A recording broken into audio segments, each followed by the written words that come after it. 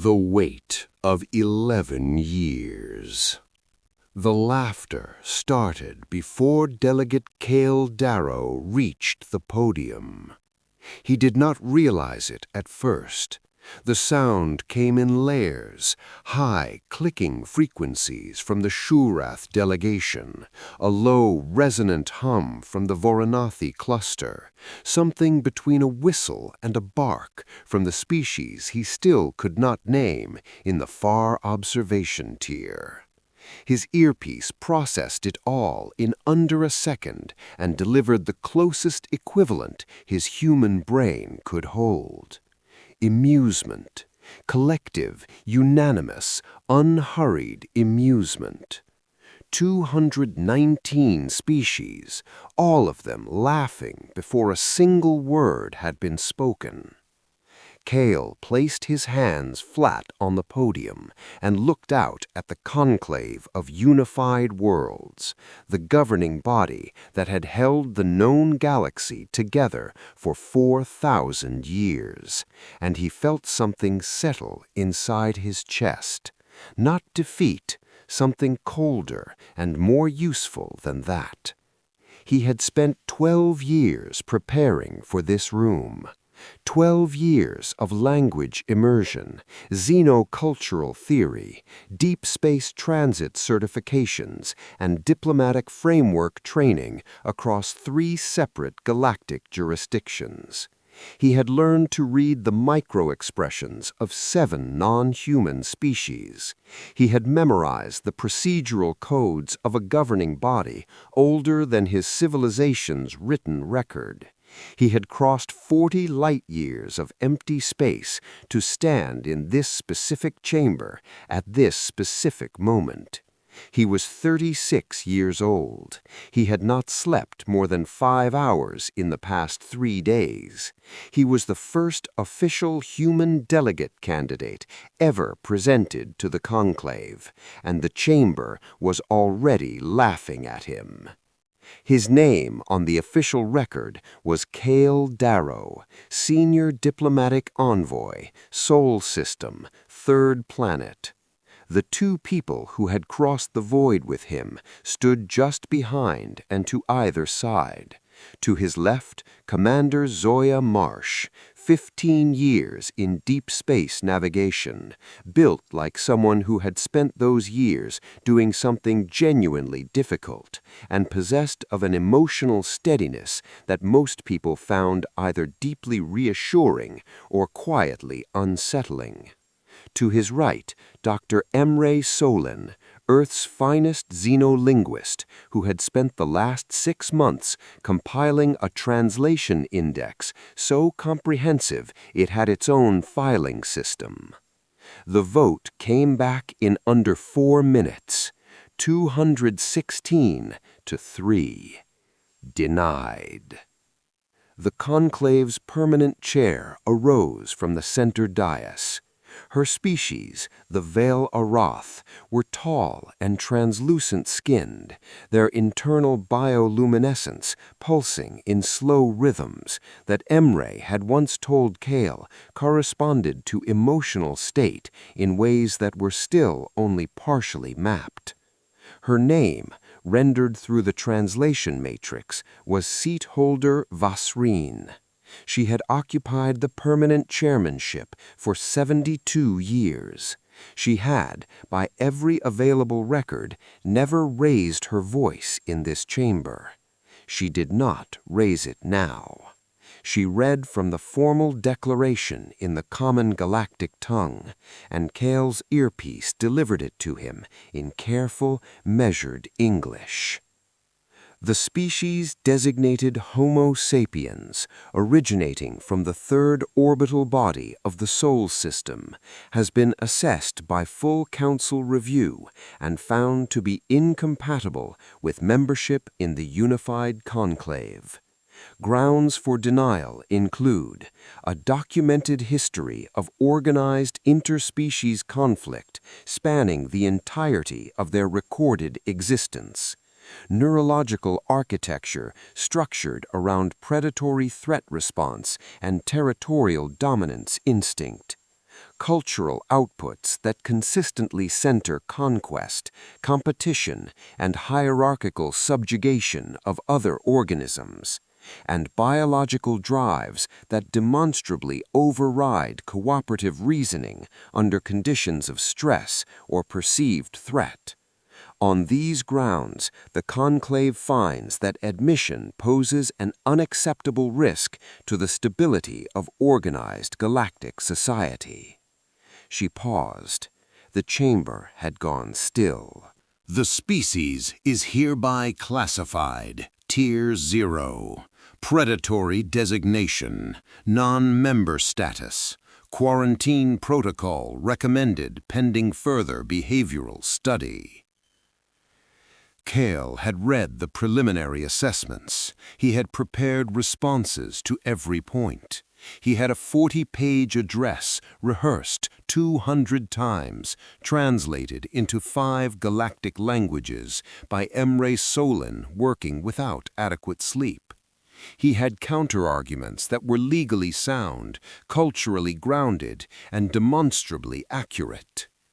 He said none of them, because Vasreen added one more line, quiet, almost conversational, not directed at him, but at the chamber, the tone of someone stating a practical fact about something they had been asked to classify. His earpiece caught it without hesitation. They are, in the final assessment, simply animals. The laughter returned. Softer this time, comfortable the way a room laughs when something obvious has been confirmed. Cale stood at the podium for 4 seconds after the translation landed. 4 seconds in which everything he had prepared dissolved and was replaced by something much quieter and considerably more dangerous. Certainty. He pressed the speaker pad. The chamber settled. "Seat holder Vasreen," he said, and his voice was completely level. "I want to thank the conclave for this assessment. I want to thank you for being thorough." A pause that was exactly long enough. "I have one thing to say before Earth's delegation departs." Vasreen inclined her head. Permission to continue. "You have no idea what you just started."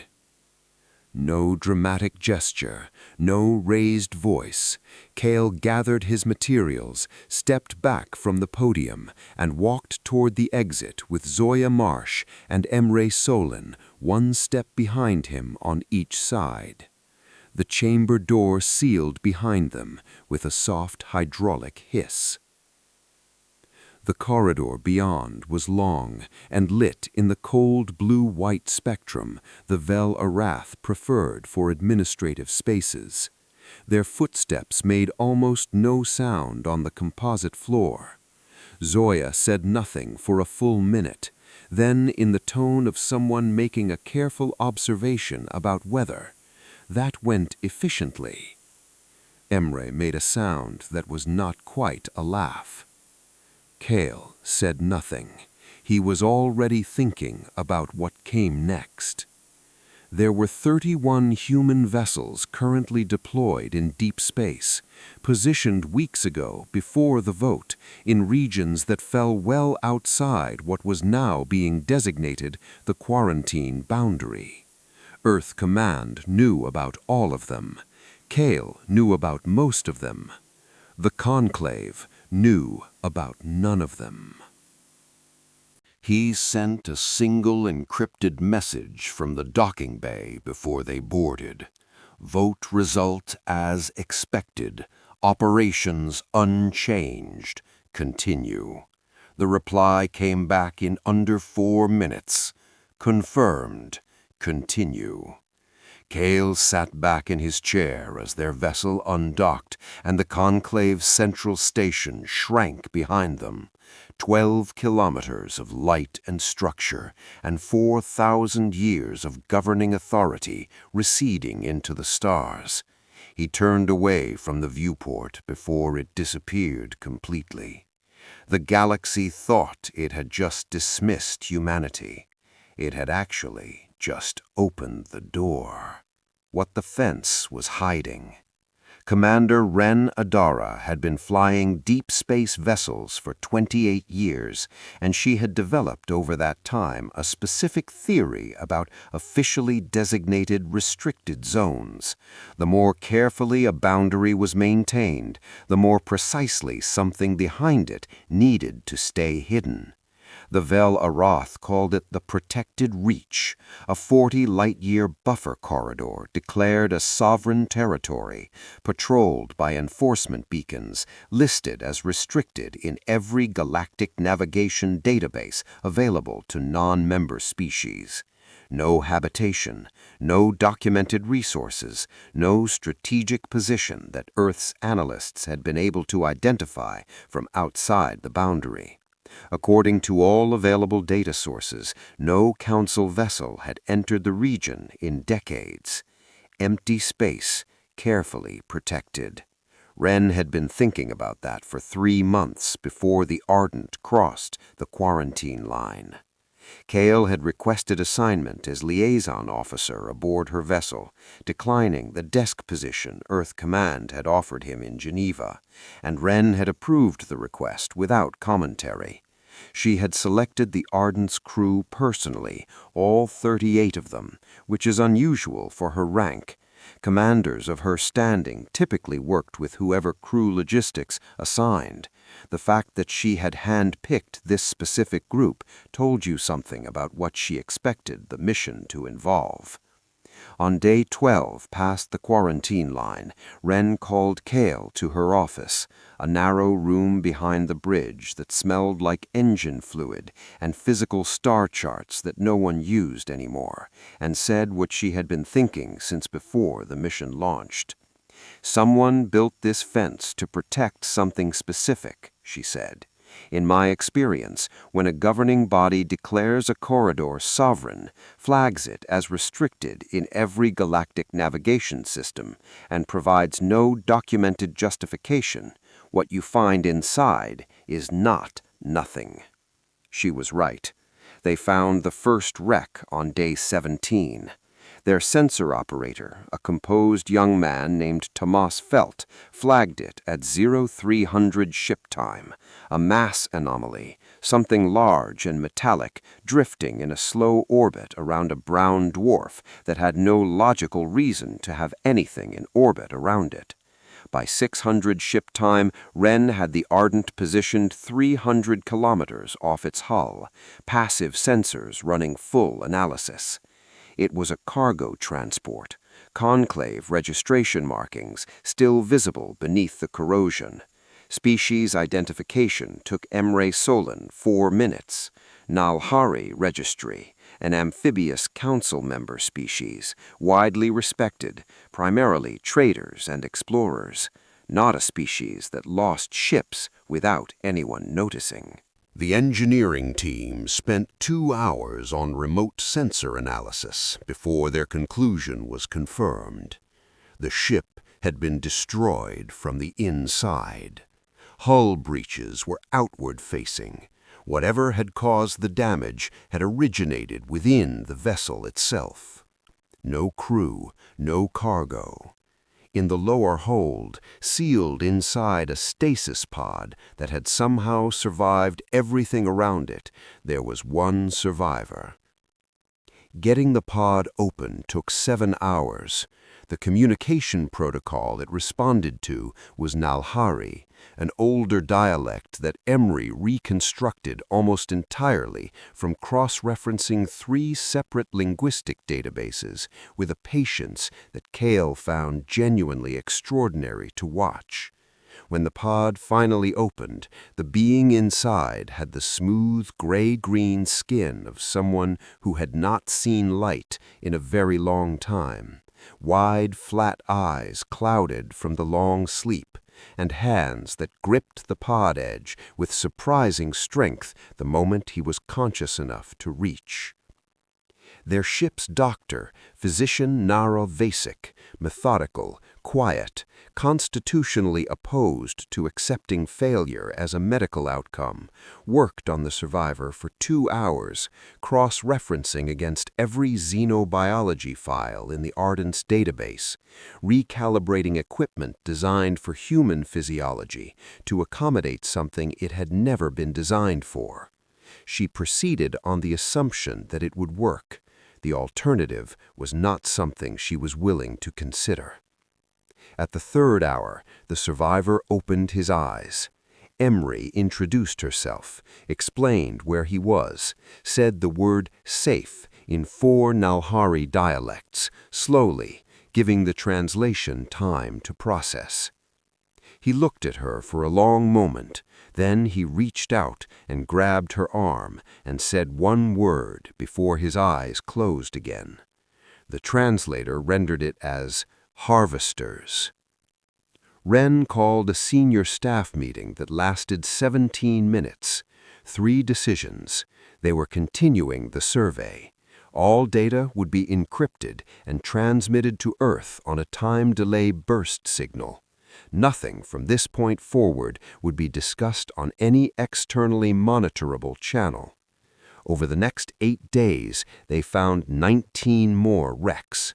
Different species, different construction eras, different registration codes, all council vessels, all destroyed by internal damage, all drifting in the slow orbits of ships that had been there for years, some for decades. Thomas Felt had said very little since the first discovery. He was the kind of person who processed things completely before he spoke. On the day they confirmed Rec 19, he sat still at his console for a long moment. Then he said very quietly, "Someone has been cleaning up out here." No one answered. There was no better explanation available. The survivor's name was Severin. Emry learned this through careful, slow conversations conducted over 4 days as he recovered. He had been a cargo officer. His ship had entered the protected reach 11 years ago, following a distress beacon, a conclave emergency frequency, the kind you were required to respond to because mutual emergency response was the foundational principle on which all galactic cooperation rested. They had found nothing. On the return journey, something had attacked them. Severin described it in fragments, his eyes focused on something that was not in the room. It was not a ship. It was not any creature he had words for. It was precise and fast and utterly silent. It moved through the vessel the way water moves through a cracked hull, not stopping, not hesitating, following paths that no living thing would follow. He had survived because he had been in the lower cargo hold when it began. He had sealed himself in, activated emergency stasis. He did not know if any of his crew had lived. On the state of the wreck, Nara Vasek's quiet assessment was no. Wren sat with the data for a full day before she said what Kale had been thinking. This is not accidents. Whatever is out here, it is deliberate, it is systematic, and the Conclave knows it exists. On day 29, 2 Vel Arath enforcement cruisers appeared on long-range scanner, approaching at standard intercept speed. Their comm opened 90 seconds later. "Stand down. Prepare for boarding. Non-compliance will result in containment." Wren looked across the bridge at Kale. Kale looked back at her. 38 people, 20 wrecks, a survivor with 11 missing years behind his eyes, encrypted data burning toward Earth on a tight beam signal that had been transmitting for 5 days. "Commander," Kale said, "I believe we have somewhere else to be." Wren turned to her helm officer without changing her expression. Non-standard vector, full drive, let's see what they do. The Ardent ran, and the two Vel-Arath enforcement cruisers, which had spent their entire operational existence dealing with species that complied when given a direct order, gave chase. They had made an assumption. It was the same assumption the Conclave had been making about humanity for years. They were wrong about it then. They were about to learn what that meant. The Ardent's rated top speed was, on paper, slightly inferior to a Vel-Arath enforcement cruiser. Commander Wren had read those specifications very carefully. She had also spent 28 years flying vessels through environments where official ratings were starting points for negotiation, and she had learned something the tactical manuals never managed to capture.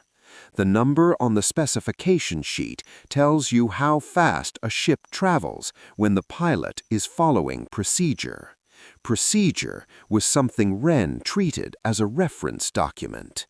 On the first day of the pursuit, she took the Ardent through a debris field that every regional scanner had flagged as impassable, a dense, complicated belt of shattered rock and frozen gas left over from a planetary collision some millions of years prior. The kind of environment where your sensors show you a dozen obstacles and there are 30 more between them that the scan has missed. Navigating it required constant manual course correction, the ability to read debris drift in real time, and a quality that no academy could teach because it could not be taught, only discovered in situations where the cost of being wrong was immediate and absolute. Wren had it. Her navigator, Lieutenant Pava Jin, had it. Between them, they took the Ardent through the debris field in 5 hours. The lead Vel-Arath cruiser entered behind them and lost engine function when a fragment struck its forward intake at the precise angle where its shield geometry had a documented gap. The ship was not destroyed, it simply stopped, drifting while its crew worked on repairs. The second cruiser pulled back to the field edge and held position, sweeping scanners across the debris. They were already through the other side. One remaining, Tomas reported from sensors. Field edge, stationary. They're waiting for us to come out. Wren studied the navigation display for a moment. Then, distant to the nearest stellar body with usable gravitational mass. Pava Jin had the calculation in 30 seconds. Brown dwarf, 4 light hours. If we move immediately and calculate the approach correctly, we can use the gravitational pull to slingshot around it and emerge directly behind the cruiser that was waiting for us from the front. Will they anticipate it? Pava considered.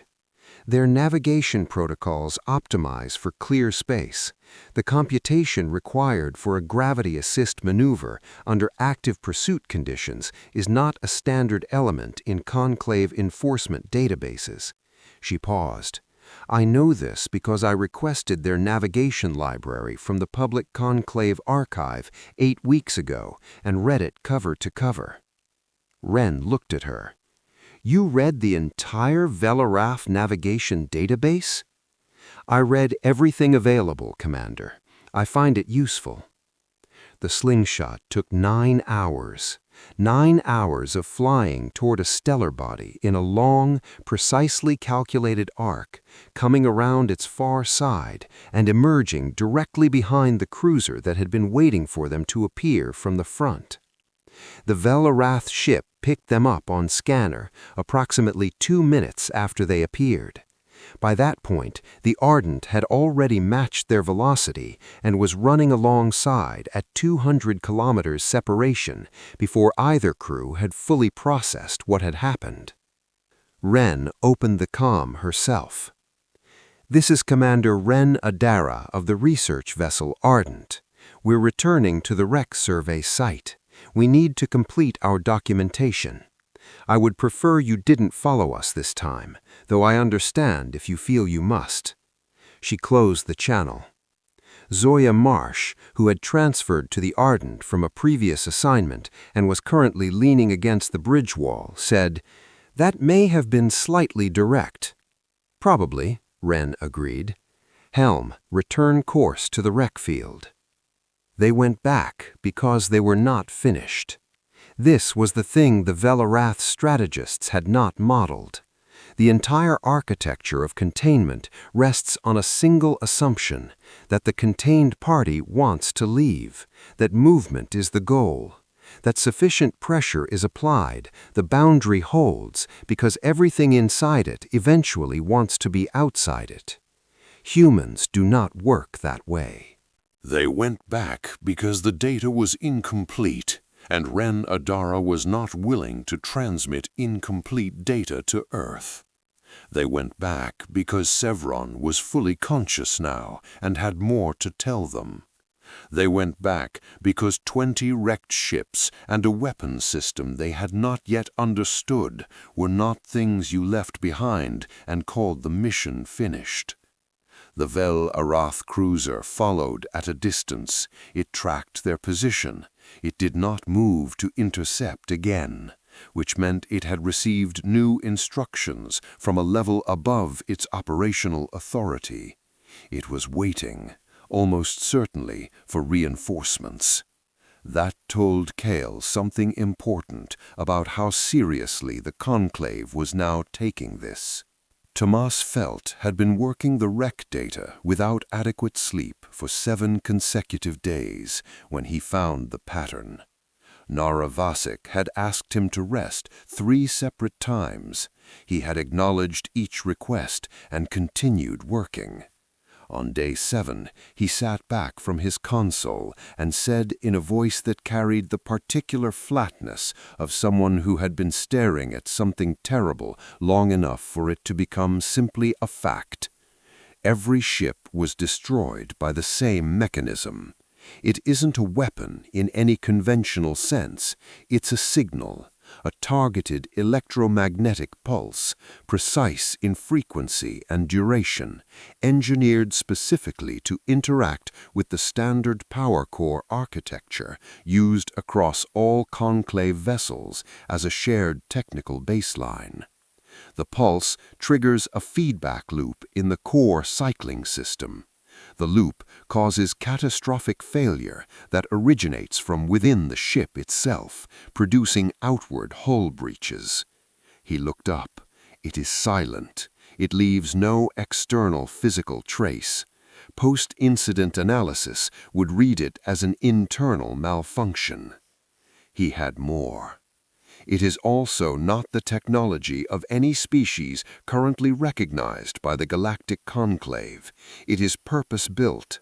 It requires active maintenance to remain operational, and it is still running in the protected reach, which is why the area was declared sovereign, why enforcement cruisers patrol the border, and why every vessel that entered and found something has been destroyed before it could transmit what it found."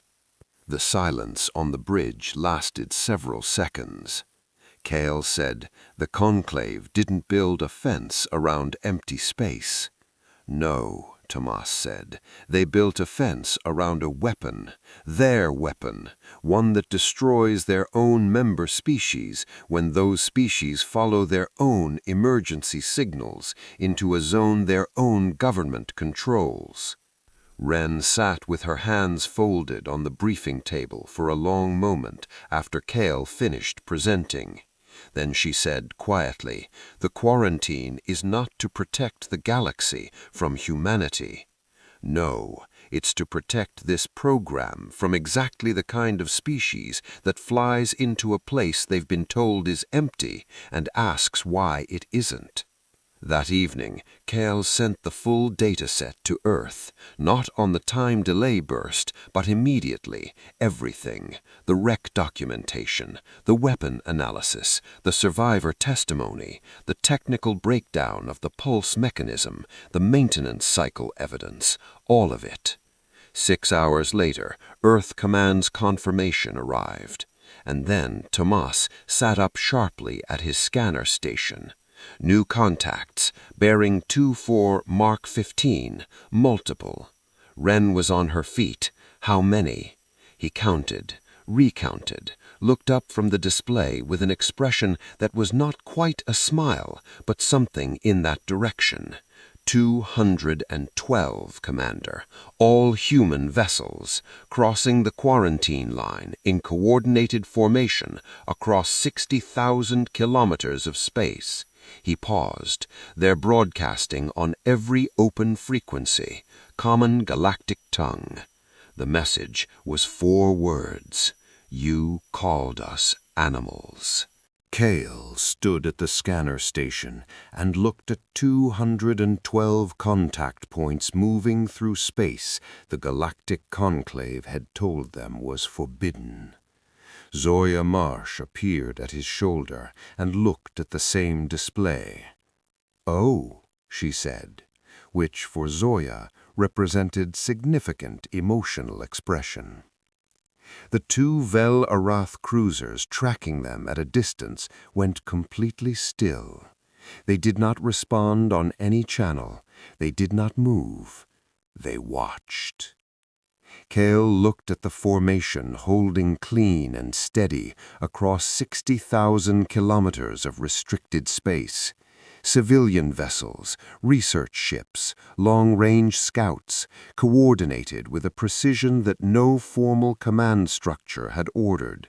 They had chosen to come.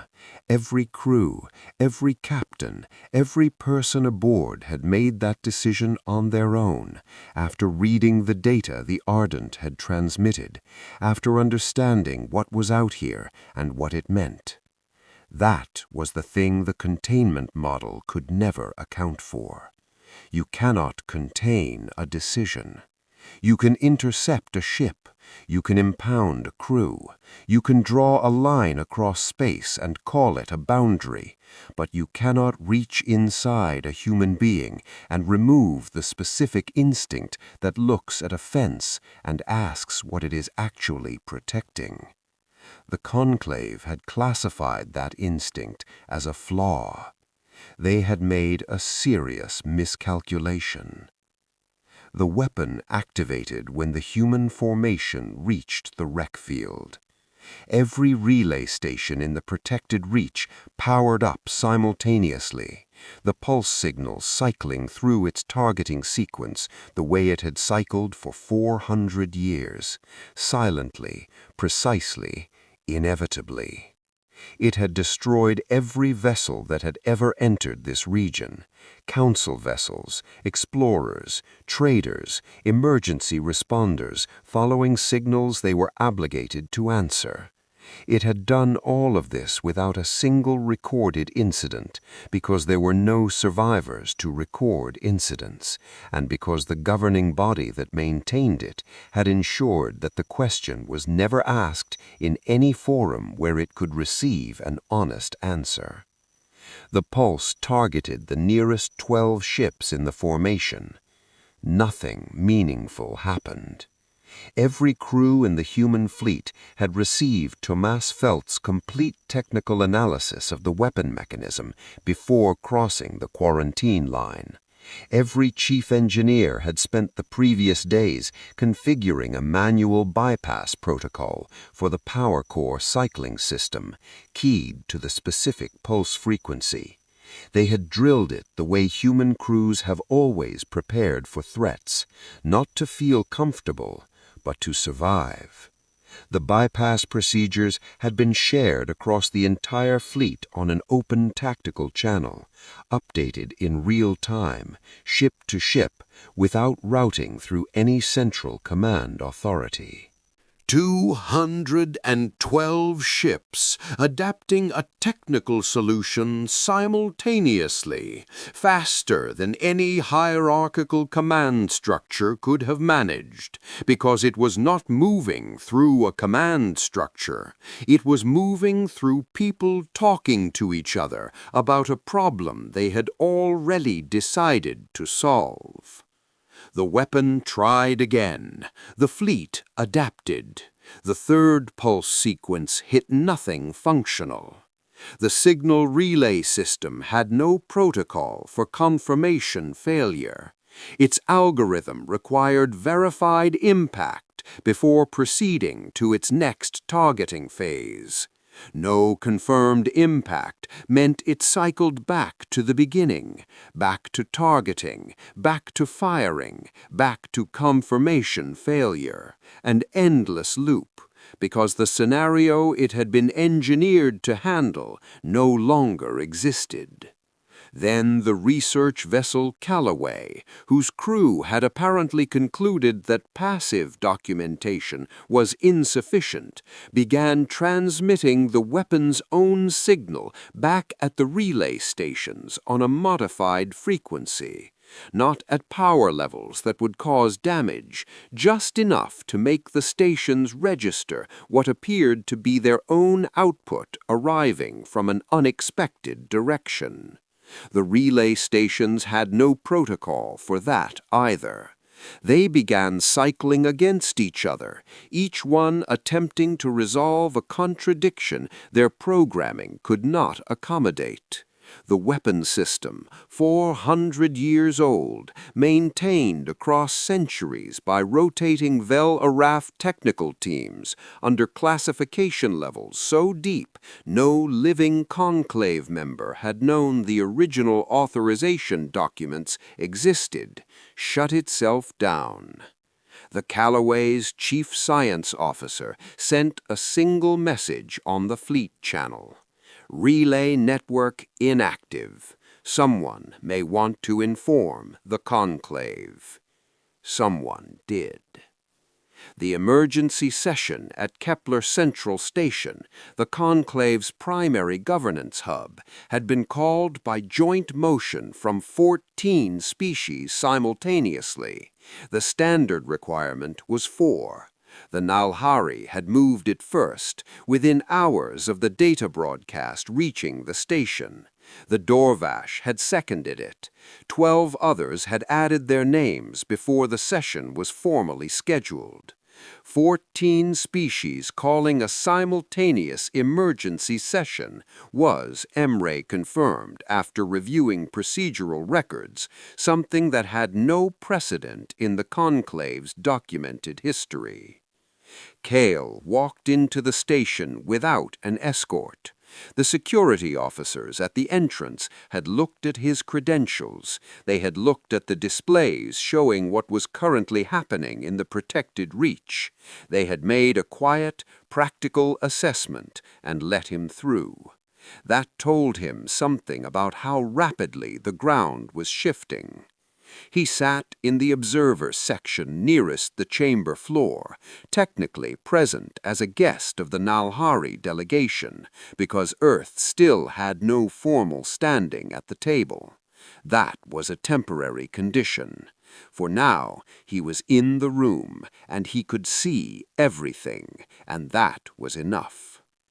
Vasreen moved immediately to define the agenda, the unauthorized human incursion, the legal framework for enforcement, the restoration of the quarantine protocol. Her motion was procedurally precise. She had governed this body for 72 years, and she knew its mechanisms the way a surgeon knows an instrument. Every function, every limitation, every angle that could be used. Ray Kavesh of the Nalhari, who had been elected to the rotating chairmanship 4 weeks prior in the first contested conclave leadership election in 35 years, requested recognition before the motion could be seconded. Vasreen granted it. "I would like the registration numbers of the 20 destroyed vessels displayed on the chamber screen," Kavesh said, "before we discuss anything else." The room went very quiet. "Delegate," Vasreen's voice was level, "this session has been convened to address the matter of the unauthorized incursion. The registration numbers, seat holder." The pause that followed carried weight. Then the numbers appeared on the chamber screen. The technical operations staff had placed them without waiting for authorization from the chair. It was a small act. It was also the first visible fracture in a structure that had held together for decades through the assumption that it would always hold together. Kavesh looked at the numbers for a long moment. 3 of the 20 destroyed ships carried Nalhari registry codes. He sat down very slowly and did not speak again for several minutes. The Dorvash delegate did not wait for formal recognition. He stood and said in a voice that had moved past any emotion with a name that 4 of the vessels shown were Dorvash registry, and he wanted to know why the Conclave had no record of their loss. 2 long-standing member species demanding answers simultaneously broke Vasreen's ability to redirect the session through procedure. She tried 3 separate mechanisms over the next 40 minutes. Each one failed. Votes that had moved reliably in the Vel Arath direction for decades shifted without warning.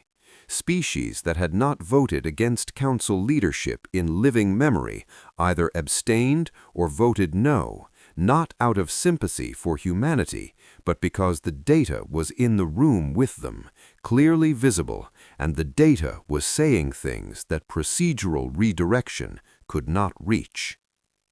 Meanwhile, in the protected reach, the human fleet was doing something the Vel Arath Strategic Division had apparently not modeled.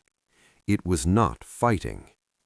Wren's standing orders, distributed before Kale had left the Ardent to return to the station, were straightforward. Survey, document, and broadcast everything. Do not engage the weapon system unless survival requires it. Do not attack Conclave vessels. Do not destroy the relay stations. Study them. Let the enforcement cruisers watch if they want to watch. 212 ships moved through the protected reach with the systematic patience of a species that had spent 10,000 years mapping territory that other things would have preferred it stayed away from. They logged every relay station. They mapped the complete architecture of the weapon system. They documented the maintenance cycle patterns, the technical specifications, the operational parameters. And the fleet's intelligence team, working from the flagship Meridian, began extracting data directly from the relay station's own internal logs. It took 11 hours to access the logs. It took another 9 to break the encryption, accomplished by treating it as a pattern recognition problem rather than a direct decryption attempt, which turned out to be the distinction that made it possible. What they found was a document trail going back 430 years.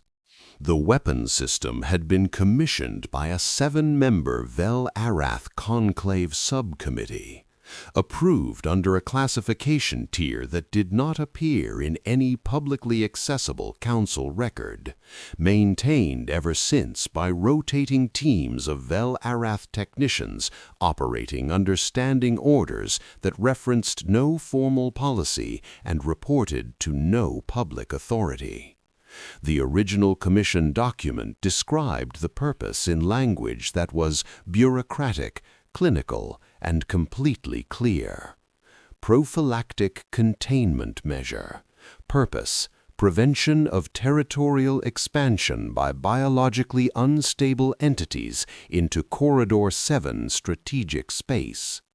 They had built it before humanity had left its own solar system, before they had known humans existed. They had built it to keep any species they classified as unsuitable out of a region of space they had decided to control, and when vessels from their own member species had followed their own emergency signals into that region and been destroyed, the Conclave had recorded nothing, said nothing, and maintained the fence. When Tomas Felt transmitted the document on the open broadcast frequency, the emergency session stopped being a political proceeding. Vasreen called for recess. The motion failed, first time in 60 years. She sat very still in her chair. 6 months later, Kale Darrow sat at the conclave table, not behind the delegate rail, not in the observation gallery, not at a podium with permission to address the chamber, at the table itself, in a chair that had been formally added to the circular arrangement to accommodate Earth's delegation, among the 220 species that now constituted the reformed Galactic Conclave. The number had gone up by 1. Nina Solon sat to his left, tablet open, 3 simultaneous translation feeds running. Zoya Marsh sat to his right because Kale had specifically requested her, and because Zoya Marsh at a diplomatic table was, in her own assessment, honestly a bit much for the room in ways that are difficult to articulate, which was precisely the point. The session was being broadcast on every major galactic network. The audience was larger than any conclave session in the past 2 centuries. The chamber had not physically changed. The ceiling was the same height, the floor was the same composite material, but it felt completely different from a chair at the table. Smaller in some ways, more real in others. The beings around him were not abstract political forces. They were individuals with specific mannerisms and small physical habits that all living things develop over time. Ree Kavesh of the Nalhari, who now held the rotating chairmanship, rested both hands flat on the table surface when he was thinking, a gesture that reminded Kale oddly of Nara Vasich. 7 people from the human fleet had not come home. 3 from the Callaway, which had taken a direct power hit from the weapon system during the initial engagement before the signal was disrupted. 2 from the Meridian in a collision during high-density fleet operations. 2 more from a medical emergency that Nara Vasich worked 23 hours to prevent and could not. Kale knew all 7 names. He would know them for the rest of his life, not as a formal remembrance, but as something that had embedded itself in him during the months since, becoming part of how he understood what had happened and what it had cost and what, exactly, it had been worth. Sevron was in the station, present as a formal witness before the Expanse Tribunal meeting concurrently in the adjacent chamber. He had recovered the way you recover from 11 years of isolation. Not completely, not cleanly, but steadily forward, in increments, 1 day at a time. Nara Vasich had continued providing medical support remotely for the month since the Ardent had docked at Kepler Station, and the 2 of them had developed a working friendship that seemed to surprise both of them and existed entirely independently of all the obvious differences between them. The reformed conclave structure differed from the old one in several meaningful ways. The Vel Arath no longer held permanent chairmanship. It had passed to a rotating body of 6 species, the position changing every 4 years by election. Vasreen remained the Vel Arath delegate, which had surprised observers who expected her to step back after the disclosure. She had not stepped back. She had navigated the aftermath with the skill of someone who had been doing this for 72 years, getting ahead of the worst of it where she could, voting for the formal inquiry herself, accepting accountability without disappearing from the table. Kale found himself, unexpectedly, respecting that. The first formal item at the Reformed Conclave's inaugural session was the Reach Resolution. It was 408 pages. A team of 38 legal specialists from 14 species had drafted it, including 3 human international law experts who looked, when Cale saw them briefly before the session, like people who had gone very deep inside a problem and were only now beginning to find their way back out. The document contained full public disclosure of the Commission authorization, the complete maintenance records, the casualty registry of every ship and crew member lost in the protected reach, the weapons system's operational parameters in full technical detail, and a formal statement that the quarantine of humanity had been imposed on false grounds. It also contained an apology. The word apology had been debated for 5 weeks in the drafting process. Some species felt the term was insufficient. Others argued it carried no legal weight.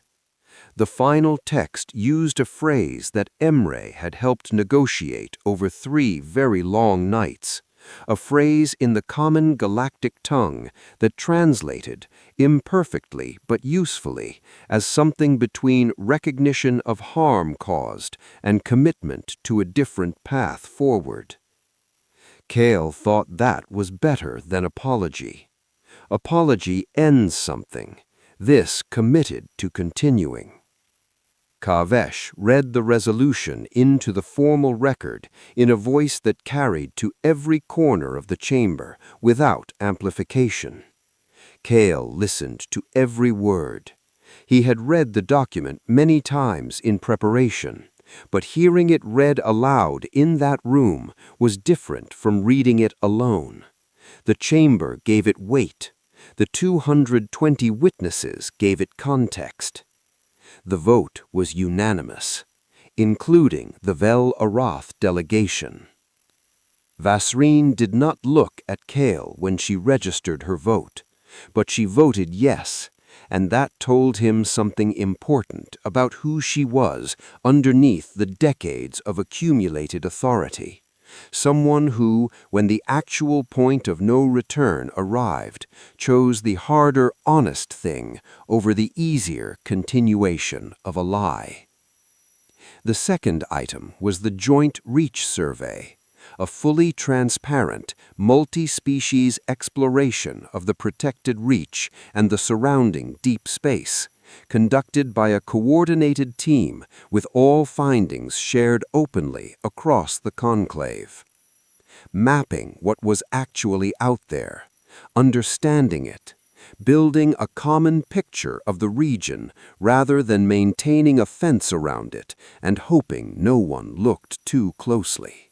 She stood beside him without speaking for a moment. The corridor held the particular quiet of a large space after it has contained many people. "You are as dangerous as we feared," she said. She said it in the common tongue, not through a relay, deliberate. Cale waited a moment. Then he replied, also in the common tongue, "Good. That means you won't make the mistake of underestimating us again." She almost smiled. It was very small. He was confident about what he saw. She went into the reception. Cale stayed in the corridor. Zoya appeared from somewhere behind him, carrying 2 glasses of something the catering staff had confirmed was compatible with human biology. "How do you feel?" she asked. Zoya did not ask this often. The fact that she was asking meant she genuinely wanted to know. The vote was 214 in favor, 6 abstentions, 0 against. Cale noted the abstentions. Abstentions in a vote like this were information. He would follow up with each of those delegations in the weeks ahead. That was the actual work, not the public votes, but the quiet conversations that shaped what happened before any vote was ever called. The survey was going to take years. The initial sensor data the human fleet had collected had revealed something beneath the weapons system and the wreck field that none of the Conclave's technical teams had been able to fully account for. A series of spatial anomalies, regions where the fabric of space itself had been altered in ways that no current galactic technology could produce. Ancient alterations, hundreds of thousands of years old by initial estimates, old enough to predate any species currently sitting at this table by a considerable margin. Something had been in this region of space long before any of them. Something capable of physically reshaping space itself. And the Velarath, when their technical teams finally reviewed the full data openly without the need to protect the program built around the region, identified the anomalies as something their own ancient records had categorized and then quietly buried in classification levels so deep that no living member of their species had known those records existed. The Conclave had built a weapon to keep people out. The weapon was the lock. The anomalies were what the lock had been protecting.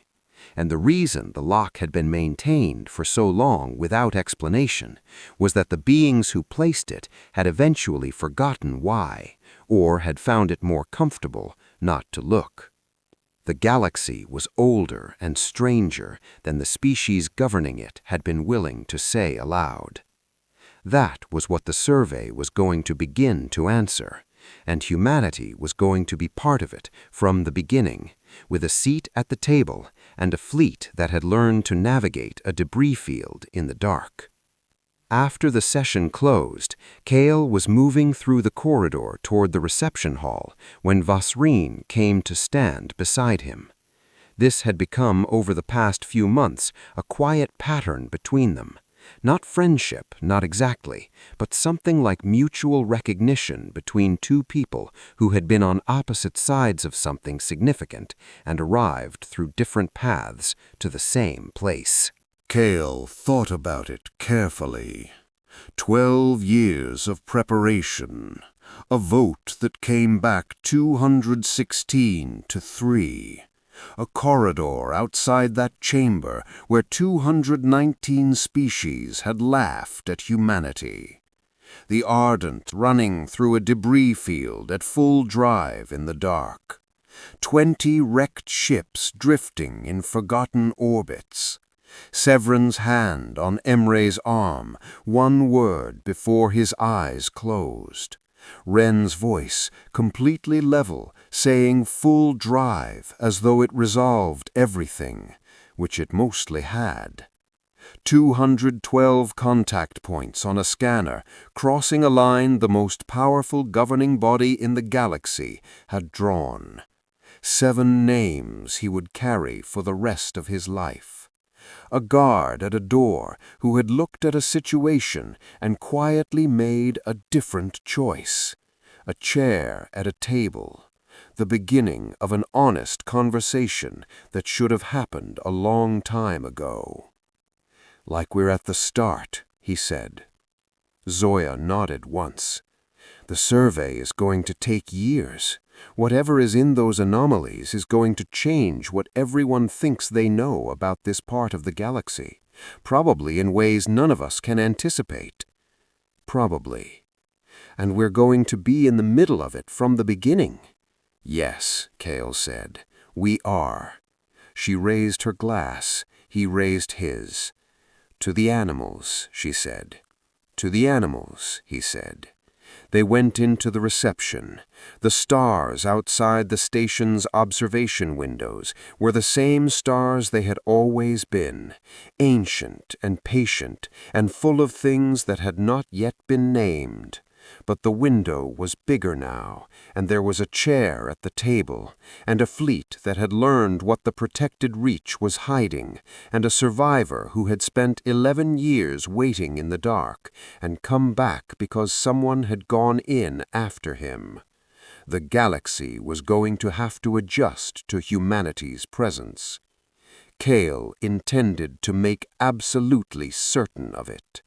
Not because humans were the strongest species at the table, not because they had the most powerful fleet, or the oldest civilization, or the deepest resources, but because somewhere in the deep structure of the human animal, underneath 10,000 years of civilization and philosophy and language, there was something that the Conclave's most comprehensive assessment looked at directly, called a flaw, and completely failed to understand. A predator never stops looking, and humanity had a very great deal of space left to look through.